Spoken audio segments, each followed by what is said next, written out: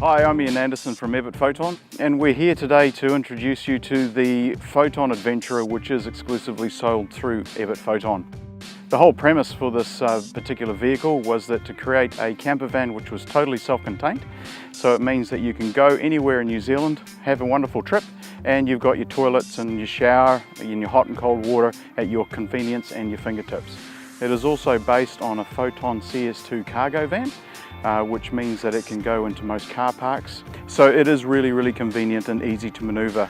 In terms of the luxuries around the vehicle by itself, we have central locking, which is remote central locking, air conditioning, electric mirrors, electric windows, some wonderful big center console, which also has cup holders for you, and convenience in terms of a reversing camera in the mirror and also reversing sensors on the rear of the vehicle. Other than that, the engine is a 2.8 litre Cummins engine, and it develops really good horsepower, and it's driven through a 5-speed Getrag gearbox. The self-contained camper fit-out includes lots and lots of options, and what I'm going to do is introduce Edward Baddeley to you now.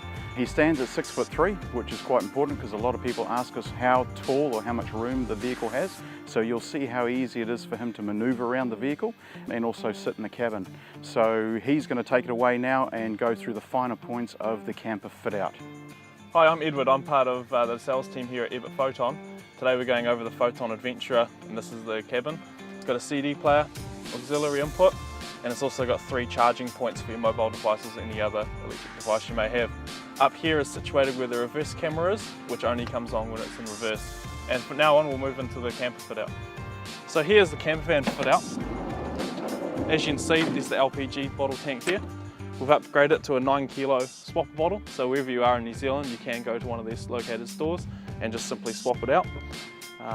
If you come with me into the interior, so here located in the Adventurer, the kitchen side of it, you got a little bench here which you can clip into there, simple as, which allows more bench space. You also have your hot and cold tap in your sink here, also your 2-burner gas stove with a splash guard covering this bit here.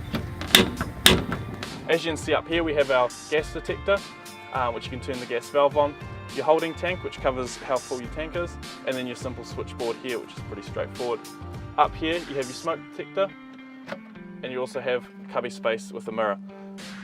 This is where your shower and toilet are situated, and you also have an LED light up here as well as an external fan.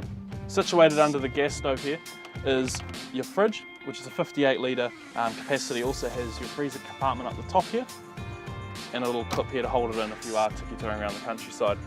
Here you have a 19 litre microwave which only works off the main power. And then you also have your storage, more storage here, which is your wardrobe, pretty much, not walk-in. And then some more storage up here. Following around here, we have your voltage meter, which gives you the reading of the voltage when you're using the solar panel, and also an elevation chart for when you are setting up the TV. The TV itself is a 19-inch RV media TV, has a built-in DVD player, as well as your USB port, which you can play movies and music off if you wish to. It features Freeview, which you can get all your Freeview channels on, and it's just connected up through the satellite. Going over what Ian said earlier, the main thing to the Adventurer is the roof height. As you can see, it's got an extended roof. Now you can't go into your drive-through areas with the height, but it does allow for a lot of headroom. I'm 6'3", and I still can stand there comfortably and have a decent amount of headroom. Going onto the roof, you have an extractor fan here which you can allow the airflow in and out, and just by simply pushing the power and changing which direction you'd like it in. It also has a block-out fan for if you want it to be a little bit dark. Going on to the interior lighting, it is all LED, so it doesn't drain the power, which is functional here on the switch, turn on and off, and also your fully directional reading lights which you can swivel here and turn on and off. Coming down to the table area, you have a fully directional table which you can take out when you are moving, and storage is behind the front row passenger seats there. So the table you can swivel around to how you want it seated, and you can just tighten it up, back up, through here. Situated around here are the switches to the gas heating, which you have your on and off switches here, and also your temperature reading here. But here is the fridge and freezer's main switch. Situated under here is one of the freshwater 100 litre tanks, and then you also have your gas heating there. Here is your 100 litre greys, and then you have a little bit of storage here for whatever you'd like to store under there.